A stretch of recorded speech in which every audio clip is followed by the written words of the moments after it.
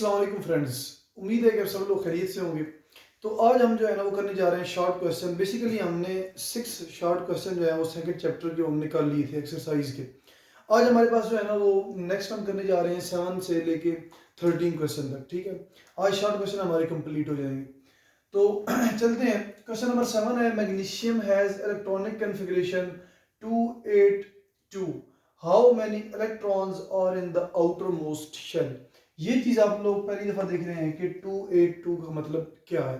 ये बेसिकली जो 2 इलेक्ट्रॉन है ये के शेल है, और ये जो 8 इलेक्ट्रॉन है ये क्या है हमारे पास एल शेल है। एल शेल के अंदर बेसिकली एस और पी दोनों है, एस में 2 और पी में 6। ठीक है ना, पी में 6, तो 6 और 2 कितने हो गए 8। उन्होंने टोटल मिला के लिखी हुई, ये शेल्स की इलेक्ट्रॉनिक कॉन्फ़िगरेशन लिखी हुई है। ठीक है ना, तो ये क्या है कि 2 जो है ये के शेल है, ये एल शेल है, और आगे क्या है एम शेल है। एम शेल जो कि आउटर मोस्ट शेल है उसमें 2 इलेक्ट्रॉन है, तो हमारे पास आंसर जो क्या है 2 इलेक्ट्रॉन एग्जैक्ट आंसर है। As magnesium electronic configuration is 282, so there are 2 electrons present in its outermost shell। इसके outermost shell में कितने इलेक्ट्रॉन है 2 इलेक्ट्रॉन है। कैसे, क्योंकि ये हमारे पास क्या है के शेल है, और ये हमारे पास क्या है एल शेल है। एल शेल के अंदर कितने ऑर्बिटल होते हैं, सॉरी कितने सब शेल होते हैं एस और पी। तो एस और पी को जमा करेंगे तो आपके पास 8 इलेक्ट्रॉन आएंगे। उसके बाद आपके पास ये एम शेल है, एम शेल में एस पी और डी होते हैं, लेकिन ये जो 2 इलेक्ट्रॉन है क्योंकि ये जस्ट जो है ना वो एस के अंदर ही आ रहे हैं, पी और डी में जो है ना ये एस के अंदर ही कंप्लीट हो गया है, पी और डी तक जो है ना इलेक्ट्रॉन गए ही नहीं है। तो इसके वैलेंस इलेक्ट्रॉन यानी कि ये एम शेल है, तो इसके वैलेंस इलेक्ट्रॉन कौन से हुए ये आखिरी 2। ये आप लोगों को उम्मीद है समझ आ गया होगा। सेकंड ऑप्शन है, सेकंड हमारे पास क्वेश्चन है, in which sub shell of the outermost shell electrons are present. यानी कि किस सब शेल में, अब आप बताएं कि ये जो 2 इलेक्ट्रॉन हैं ये वाले, ये किस सब शेल में प्रेजेंट है, यानी कि कौन सा सब शेल है वैलेंस शेल के अंदर, क्या नाम है उसका, अब वो बताएं। सो इसके लिए आपने क्या लिखनी पड़ेगी electronic configuration. As the electronic configuration of magnesium is, magnesium अब क्या है 12 है, तो इसकी इलेक्ट्रॉनिक 12 इलेक्ट्रॉन है टोटल, 2 + 8 + 2 12। तो मैग्नीशियम की टोटल इलेक्ट्रॉन कितने हैं 12 है। तो इसकी इलेक्ट्रॉनिक कॉन्फ़िगरेशन लिखेंगे 1s2 2s2 2p6 3s2। अब यहाँ पे क्या है कि ये क्या है के शेल है जो कि ऊपर बात हो चुकी है, ये एल शेल है, और ये आपके पास एम शेल है। तो आपके पास कौन सा सब शेल है 3s। ये 3s जो है ये कौन सा है, ये आउटर मोस्ट इलेक्ट्रॉन है इसमें। So the outermost shell have 2 electron in its 3s sub shell. तो आपका सब शेल कौन सा हुआ 3s। ठीक हो गया, आगे चलते हैं सी क्वेश्चन की तरफ। Why magnesium tends to lose electron.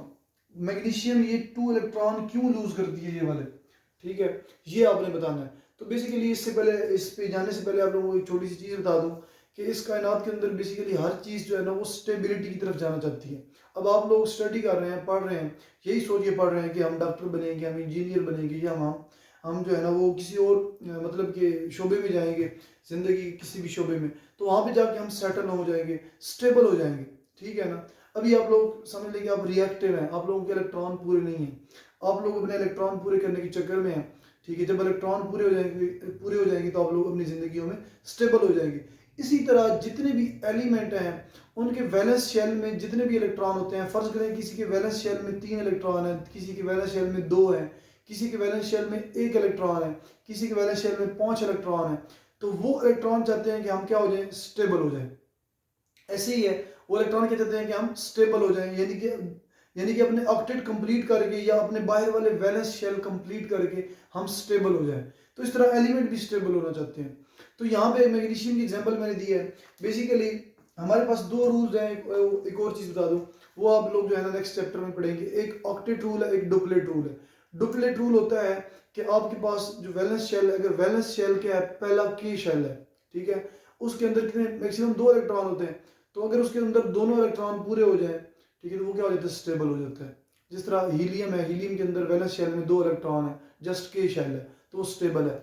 उसके बाद हमारे पास ऑक्टेट रूल आता है। ऑक्टेट रूल यानी कि उसमें 8 इलेक्ट्रॉन पूरे हो जाए वैलेंस शेल में। अगर वैलेंस शेल में 8 इलेक्ट्रॉन पूरे हो जाते हैं, ना 1 इलेक्ट्रॉन कम है ना ज़्यादा है, ठीक है, तो वो भी एलिमेंट क्या हो जाता है स्टेबल हो जाता है। उसकी एग्जांपल है नियॉन। नियॉन का एटॉमिक नंबर कितना है 10 है, तो उसकी जो है ना वो ऑक्टेट क्या है कंप्लीट है।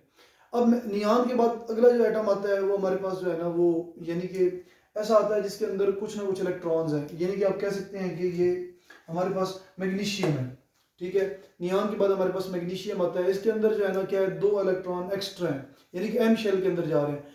अब एम शेल के लिए, एम शेल में टोटल इलेक्ट्रॉन कितनी चाहिए, एम शेल में टोटल इलेक्ट्रॉन 18 इलेक्ट्रॉन होते हैं, एस पी और डी तीनों, ठीक है ना। अगर एस पी और डी वो कंप्लीटली फिल्ड हो जाए, ठीक है, यानी कि वो एम शेल कंप्लीटली फिल्ड हो जाए तो फिर वो एलिमेंट स्टेबल हो जाएगा, एलिमेंट का जो एटम है वो क्या हो जाएगा, स्टेबल हो जाएगा।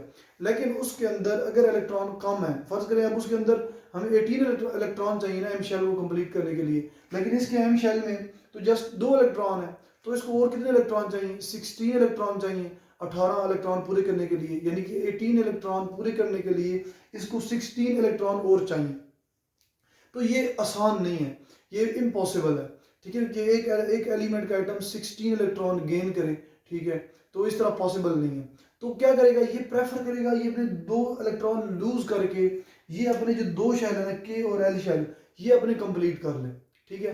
ये के और एल शेल जो है ना ये जस्ट इन्हीं की हालत में जो है रह के कंप्लीट हो सकता है, ये अपने 2 इलेक्ट्रॉन लूज करके के और एल की फॉर्म में क्या हो जाए, स्टेबल हो जाए, ये ज्यादा प्रेफरेबल है, ठीक है ना। और यही ये करना है इसने, क्योंकि 16 इलेक्ट्रॉन ये बाहर वाला 3s 3p और 3d पूरा करने के लिए क्या है कि 16 इलेक्ट्रॉन इसको और चाहिए, जो कि वो पॉसिबल नहीं है। तो इसने क्या करना है, ये जो एम शेल वाले इलेक्ट्रॉन है इसने क्या कर देने हैं, लूज कर देने हैं।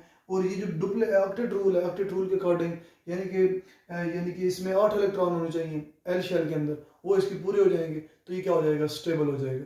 लेकिन क्या है कि जैसे इसके 2 इलेक्ट्रॉन जाएंगे इसके ऊपर चार्ज कौन सा आ जाना है, +2 चार्ज आ जाना है, मैग्नीशियम +2। तो इस वजह से मैग्नीशियम क्या है, एक मेटल है, इसके ऊपर चार्ज +2 होता है। तो आंसर इसका देखते हैं, magnesium will be stable if its outermost shell will be complete. Magnesium stable होगा अगर इसका आउटर मोस्ट शेल क्या हो, कंप्लीट हो। अब for completing the outermost shell magnesium require 16 more electrons for stability which is impossible.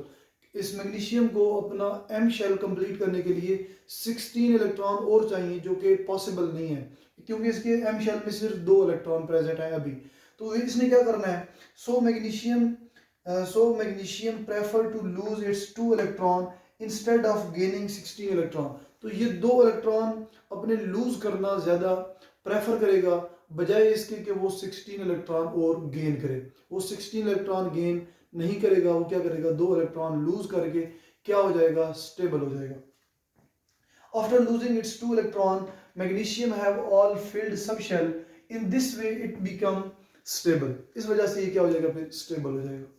अगले question number 8 की तरफ चलते हैं। What will be the nature of charge on an atom when it loses an electron or when it gain an electron? यानी कि एक neutral atom है element का, वो अगर इलेक्ट्रॉन गेन करता है तो उसके ऊपर कौन सा चार्ज आएगा, अगर वो अपने वैलेंस शेल वाले इलेक्ट्रॉन लूज करता है तो उसके ऊपर कौन सा चार्ज आ जाएगा। तो अगर एक न्यूट्रल एटम जो है ना वो इलेक्ट्रॉन गेन करता है तो उसके ऊपर चार्ज नेगेटिव आएगा, अगर वो इलेक्ट्रॉन लूज करता है तो उसके ऊपर चार्ज पॉजिटिव आएगा। ये चीज़ मैंने कुछ देर पहले भी जो है ना आप लोगों को, यानी कि आप कह सकते हैं बल्कि इससे पहले वाले लेक्चर में मैंने एक्सप्लेन किया था इसको, ठीक हो गया। अब वहां से भी आप लोगों को जो है ना वो होप्स हो की समझ आ गई होगी। तो इसका आंसर क्या है, if an atom loses its valence electron then it will have positive charge, whereas if an atom gains electrons then it will become negatively charge, इसके ऊपर नेगेटिव चार्ज आ जाएगा। अगला क्वेश्चन नंबर 9 है, for what purpose is uranium 235 is used. Uranium 235 को किस मकसद के लिए यूज करते हैं, तो uranium 235 is used to generate electricity by following reaction. तो ये जो रिएक्शन है, इस रिएक्शन से क्या होता है, यूरेनियम 235 इलेक्ट्रिसिटी जो है ना वो जनरेट करने के लिए यूज होता है। तो ये यूरेनियम 235 92 इसका एटॉमिक नंबर है। जब इसके ऊपर ये न्यूट्रॉन जिसके ऊपर जो कि न्यूट्रल है, इसके ऊपर बम्बार्ड करवाएंगे तो हमारे पास एक बेरियम का एटम जनरेट होगा और एक क्रिप्टॉन का, ये 2 एटम जनरेट होंगे, साथ में 3 न्यूट्रॉन और जनरेट होंगे और साथ में एनर्जी निकलेगी। उस एनर्जी को हम यूज करके क्या करेंगे, this energy is further use to derive the turbine to generate electricity. तो क्या करेंगे, इस एनर्जी को यूज करके हम टर्बाइन को रन करेंगे, ड्राइव करेंगे और उसके बाद जो है ना इलेक्ट्रिसिटी जनरेट करेंगे। आगे क्वेश्चन नंबर 10 है, a patient has goitre how it will be detected, एक ऐसा मरीज है जिसको गाइटर की बीमारी है, उसकी कैसे डिटेक्शन होगी, यानी कि कैसे जो है ना उसको हम डायग्नोज करेंगे गाइटर को।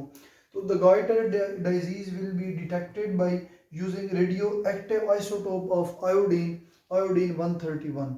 इस ये जो 131 आयोडीन 131 आइसोटोप है, इस आइसोटोप की मदद से हम क्या कर सकते हैं, रेडियो एक्टिव आइसोटोप को जो है ना वो हम ये आयोडीन 131 का रेडियो एक्टिव आइसोटोप यूज करके गाइटर की डिजीज को हम डायग्नोज कर सकते हैं।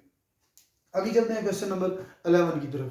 तो क्वेश्चन नंबर 11 है हमारे पास, give 3 properties of positive rays. Positive rays means canal raise.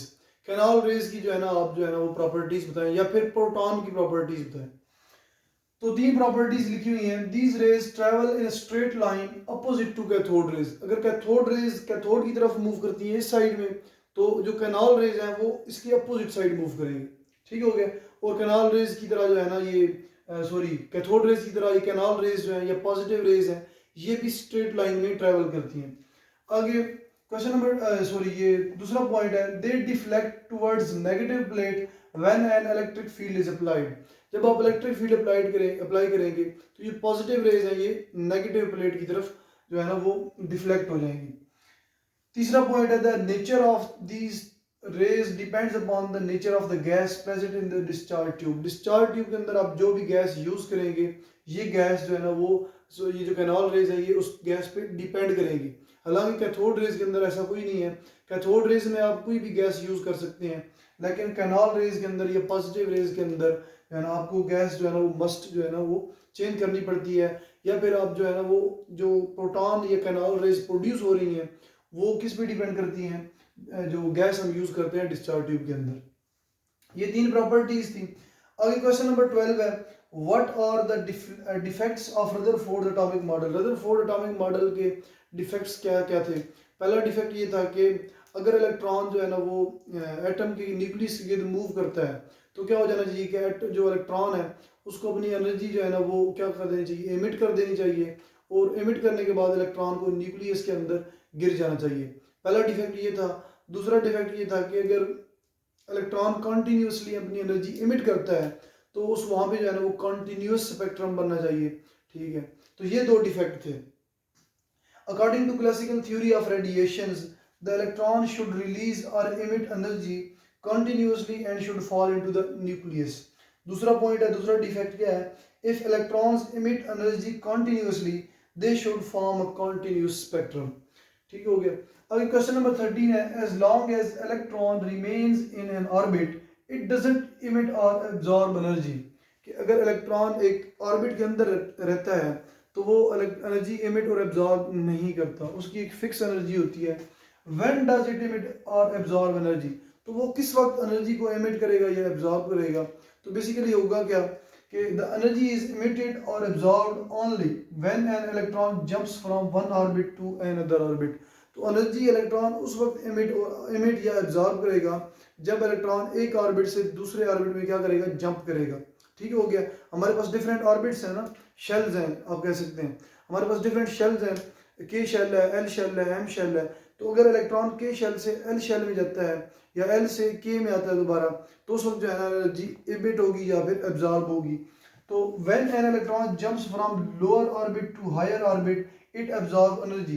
ठीक है, जब वो क्या करेगा, लोअर से जो है ना वो हायर ऑर्बिट में जाएगा, यानी कि के से एल में जाएगा, या फिर आप कह सकते हैं कि एल से एम में जाएगा, लोअर से हायर ऑर्बिट में जाएगा, तो एनर्जी क्या होगी, एब्जॉर्ब होगी। And when it jumps from higher to lower orbit it radiates energy. जब वो दोबारा अपनी पोजीशन पे आएगा, यानी कि एम से एल में आएगा, या आप कह सकते हैं एल से के में आएगा, तो क्या होगा कि वहां पे एनर्जी जो है ना वो रेडिएट होगी। ठीक हो गया। इस तरह आपके जो है ना ये शॉर्ट क्वेश्चन एक्सरसाइज के कंप्लीट हो गए हैं सेकंड चैप्टर के। तो ये टोटल 13 शॉर्ट्स थे। तो अगर किसी का कोई क्वेश्चन हो तो अपना क्वेश्चन कमेंट सेक्शन में कर सकता है। इंशाल्लाह मैं जो है ना एक डिटेल वीडियो बनाऊंगा आप लोगों के क्वेश्चंस की, तो उस पर जो है ना आप सब लोगों को आपके क्वेश्चन का रिप्लाई कर दूंगा। तो इसी के साथ मैं अपना लेक्चर एंड करता हूँ। इंशाल्लाह मिलते हैं नेक्स्ट लेक्चर में। ओके, अल्लाह हाफिज़।